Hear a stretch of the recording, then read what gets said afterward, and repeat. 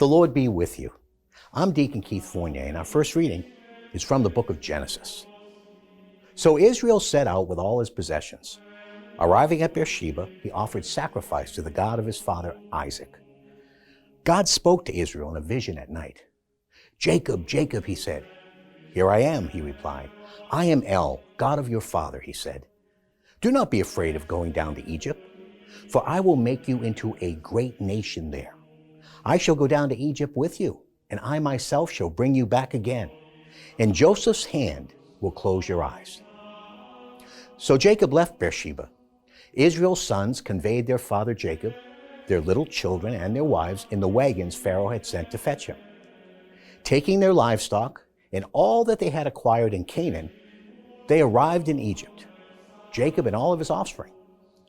With him to Egypt, he brought his sons and grandsons, his daughters and granddaughters, all his offspring. Israel sent Judah ahead to Joseph, so that Judah might present himself to Joseph in Goshen. When they arrived in Goshen, Joseph had his chariot made ready and went up to Goshen to meet his father Israel. As soon as he appeared, he threw his arms around his neck and for a long time wept on his shoulder. Israel said to Joseph, "Now I can die, now that I have seen you in person and seen you still alive." And our response from Psalm 37. Put your trust in Yahweh and do right. Make your home in the land and live secure. Make Yahweh your joy, and he will give you your heart's desires. The lives of the just are in Yahweh's care. Their birthright will endure forever. They will not be put to shame when bad times come. In time of famine, they will have plenty. Turn your back on evil and do good. You will have a home forever. For Yahweh loves justice and will not forsake his faithful. Evildoers will perish eternally. The descendants of the wicked be annihilated. The upright have Yahweh for their Savior, their refuge in times of trouble. Yahweh helps them and rescues them. He will rescue them from the wicked and save them because they take refuge in him. A reading from the Holy Gospel according to St. Matthew.